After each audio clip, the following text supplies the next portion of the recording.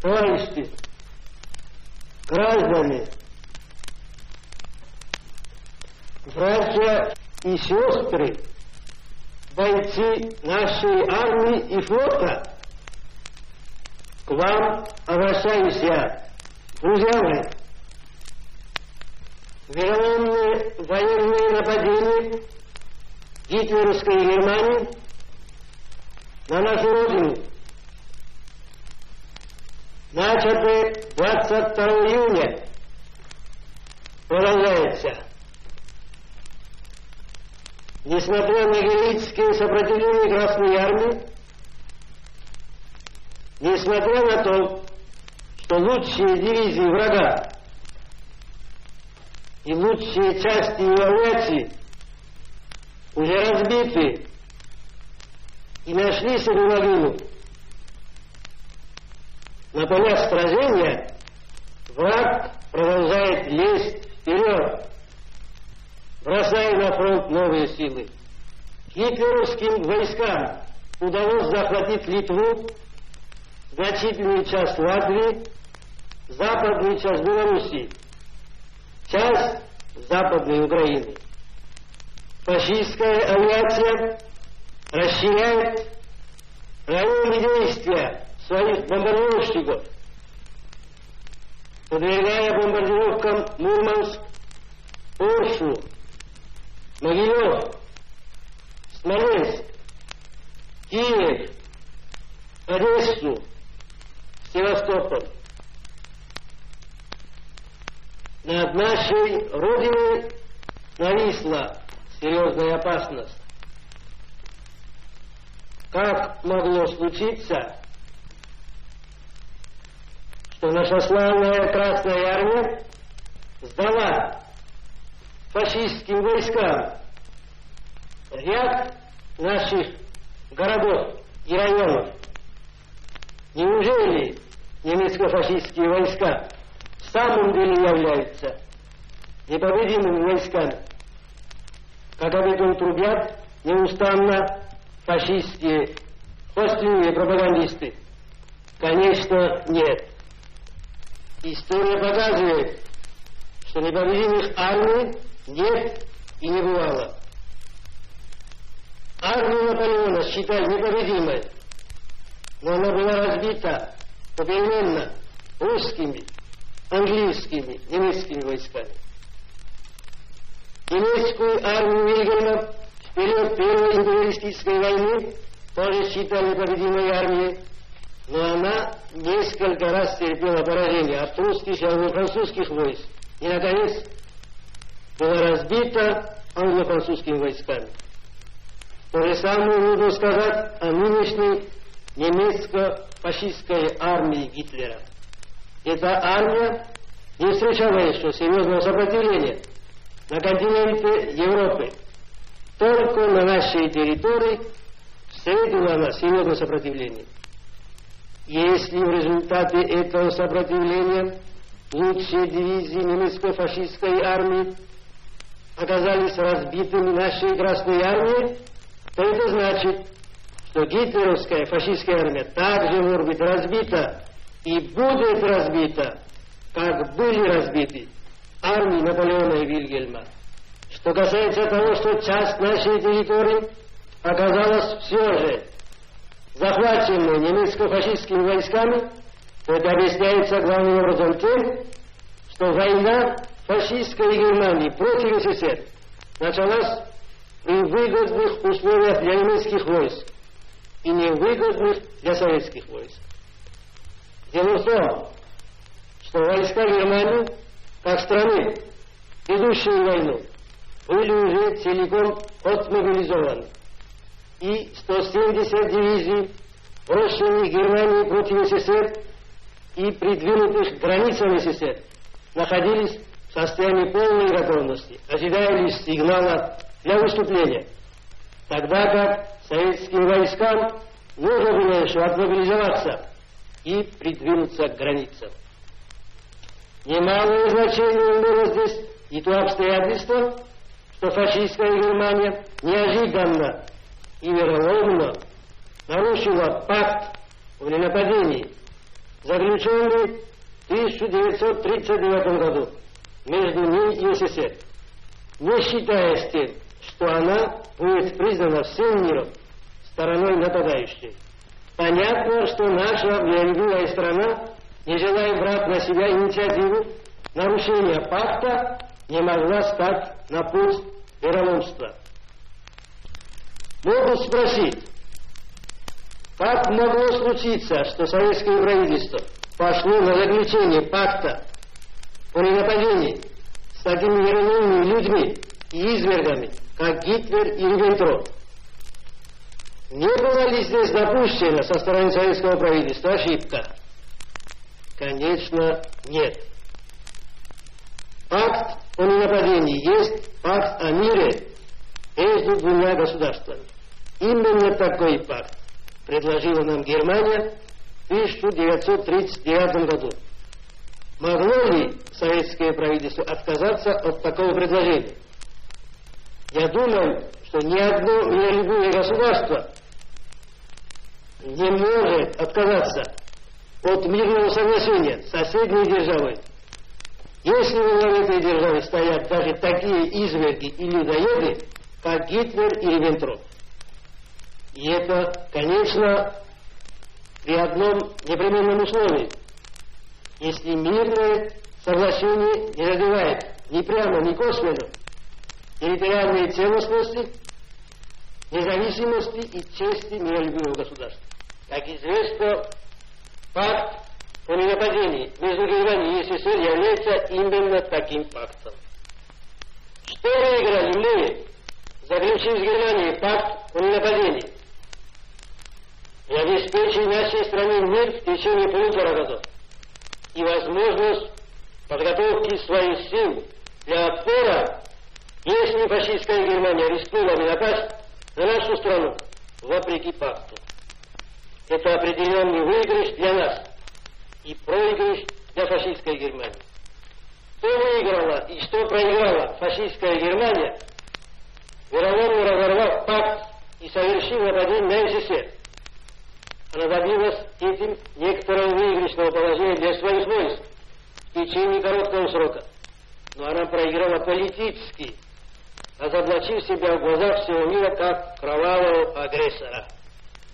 Не может быть сомнения, что этот непродолжительный военный выигрыш для Германии является лишь эпизодом, а громадный политический выигрыш для СССР является серьезным и длительным фактором, на основе которого должны развернуться решительные военные успехи Красной Армии в войне с фашистской Германией. Вот почему вся наша доблестная армия, весь наш доблестный военно-морской флот, все наши летчики, соколы, все народы нашей страны, все лучшие люди Европы, Америки и Азии, наконец, все лучшие люди Германии клеймят вероломные действия германских фашистов и сочувственно относятся к советскому правительству, одобряют правление советского правительства и видят, что наше дело правое, что враг будет разбит, что мы должны победить. В силу навязанной войны наша страна вступила в смертельную схватку со своим злейшим и коварным врагом, германским фашизмом. Наши войска героически сражаются с врагом, вооруженным до зубов танками, авиацией. Красная армия и Красный флот, преодолевая многочисленные трудности, самоотверженно бьются за каждую пять советской земли. В бой вступает главная сила Красной армии, вооруженный тысячами танков и самолетов. Храбрость воинов Красной армии беспримерна. Наш отпор врагу крепнет и растет. Вместе с Красной армией о защиту Родины поднимается весь советский народ. Что требуется для того, чтобы ликвидировать опасность, нависшую над нашей Родиной? И какие меры нужно принять для того, чтобы разгромить врага? Прежде всего необходимо, чтобы наши люди, советские люди, поняли всю глубину опасности, которая угрожает нашей стране, и отрешились от благодушия, от беспечности, от настроения мирного строительства, вполне понятных в довоенное время, но пагубных в настоящее время, когда война коренным образом изменила положение. Враг жесток и неумолим. Он ставит своей целью захват наших земель, полит их нашим потом, захват нашего хлеба и нашей нефти, добыт их нашим трудом. Он ставит своей целью восстановление власти помещиков, восстановление царизма, разрушение национальной культуры и национальной государственности русских, украинцев, белорусов, литовцев, латышей, эстонцев, узбеков, татар, молдаван, грузин, армян, азербайджанцев и других свободных стран Советского Союза. Их онемечение, их превращение в рабов немецких князей и баронов. Дело идет таким образом о жизни и смерти советского государства, о жизни и смерти народа СССР, о том, быть народом Советского Союза свободными или пасть в порабощение. Нужно, чтобы советские люди поняли это и перестали быть беззаботными, чтобы они мобилизовали себя и перестроили свою работу на новый военный лад, не знающий пощады врагов. Необходимо ранее, чтобы в наших рядах не было места нытикам и трусам, паникерам и дезертирам, чтобы наши люди не знали страха в борьбе и самоотверженно шли на нашу отечественную освободительную войну против фашистских проводителей. Великий Ленин, создавший наше государство, говорил, что основным качеством советских людей должно быть храбрость, отвага, незнание страха в борьбе, готовность биться вместе с народом против врагов нашей Родины. Необходимо, чтобы это великолепное качество большевика стало достоянием миллионов и миллионов Красной Армии, нашего Красного флота и всех народов Советского Союза. Мы должны немедленно перестроить всю нашу работу на военный лад, все подчинив интересам фронта и задачам организации разгрома врага. Народы Советского Союза видят теперь, что германский фашист неукротим в своей бешеной злобе и ненависти к нашей Родине, обеспечившей всем трудящимся свободный труд и благосостояние.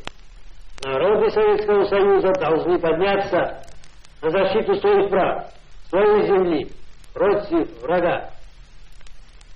Красная Армия, Красный флот и все граждане Советского Союза должны отстаивать каждую пять советской земли.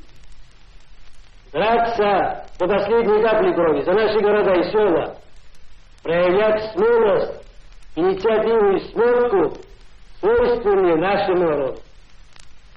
Мы должны организовать всестороннюю помощь Красной Армии, обеспечить усиленное пополнение ее рядов, обеспечить ее снабжение всем необходимым, организовать быстрое продвижение транспортов с войсками и военными грузами, широкую помощь раненым. Мы должны укрепить тыл Красной Армии, подчинить интересам этого дела всю свою работу, обеспечить усиленную работу всех предприятий, производить больше винтовок, пулеметов, орудий, патронов, снарядов, самолетов, организовать охрану заводов, электростанций, телефонной и телеграфной связи, наладить местную противовоздушную оборону. Мы должны организовать беспощадную борьбу со всякими дезорганизаторами тыла, дезертирами, паникерами, распространителями слухов, уничтожать шпионов, диверсантов, вражеских парашютистов, оказывая во всем этом быстрое содействие нашим истребительным батальонам. Нужно иметь в виду, что враг коварен, хитер, опытен в обмане и распространении ложных слухов. Нужно учитывать все это и не поддаваться на провокации. нужно немедленно предавать суду военного трибунала всех тех, кто своим паникерством и трусостью мешает им обороны, невзирая на лица. При вынужденном отходе частей Красной Армии нужно уравнять весь подвижный железнодорожный состав, не оставлять врагу ни одного паровоза, ни одного вагона, не оставлять противнику ни килограмма хлеба, ни литра горючего. Колхозники должны угонять весь скот, хлеб сдавать под сохранность государственным органам для вывозки его в тыловые районы. Все ценное имущество, в том числе цветные металлы, хлеб и горючее, которое не может быть вывезено, должно, безусловно, уничтожаться. В занятых врагом районах нужно создавать партизанские отряды, полные и пешие, создавать диверсионные группы для борьбы с частями вражеской армии, для разжигания партизанской войны всюду и везде, для взрыва мостов, дорог, порчи телефонной и телеграфной связи, для поджога лесов, складов, обозов, в захваченных районах создавать невыносимые условия для врага и всех его пособников, преследовать и уничтожать их на каждом шагу, срывать все их мероприятия. Войну с фашистской Германией нельзя считать войной обычной. Она является не только войной между двумя армиями, она является вместе с тем великой войной всего советского народа против немецко-фашистских войск. Этой всенародной отечественной войны против фашистских угнетателей является не только ликвидация опасности, нависшей над нашей страной, но и помощь тем народам Европы, стонущим под игом германского фашизма. В этой освободительной войне мы не будем одинокими. В этой великой войне мы будем иметь верных союзников и народов Европы и Америки, в том числе в лице германского народа, порабощенного гитлеровскими заправилами. Наша война за свободу нашего Отечества сольется с борьбой народов Европы и Америки за их независимость, за демократические свободы. Это будет единый фронт народов, стоящих за свободу, против порабощения и угрозы порабощения со стороны фашистских армий Гитлера. В этой связи исторические выступления премьера Великобритании господина Черчилля по помощи Советскому Союзу и декларация правительства Соединенных Штатов Америки по готовности оказать помощь нашей стране, которые могут вызвать лишь чувство благодарности в сердцах народов Советского Союза, являются вполне понятными и показательными. Товарищи, наши силы неисчислимы. Создавшийся враг должен будет скоро убедиться в этом. Вместе с Красной Армией поднимаются многие тысячи рабочих, колхозников, интеллигенции на войну с напавшим врагом. Поднимутся миллионные массы нашего народа. Трудящиеся в Москве и Ленинграда уже приступили к созданию многодышного народного ополчения на поддержку Красной Армии. В каждом городе, которому угрожает опасность нашествия врага, мы должны создать такое народное ополчение, поднять на борьбу всех трудящихся, чтобы своей грудью защищать свою свободу, свою честь, свою родину в нашей отечественной войне с германским фашизмом. В целях быстрой мобилизации всех сил народа СССР для проведения отпора врагу, вероломно напавшему на нашу родину, создан Государственный комитет обороны, в руках которого теперь сосредоточена вся полнота власти в государстве. Государственный комитет обороны приступил к своей работе и призывает весь народ сплотиться вокруг партии Ленина-Сталина, вокруг советского правительства для самоотверженной поддержки Красной Армии и Красного флота, для разгрома врага, для победы. Все наши силы на поддержку нашей героической Красной Армии, нашего славного Красного флота. Все силы народа на разгром врага. Вперед за нашу победу!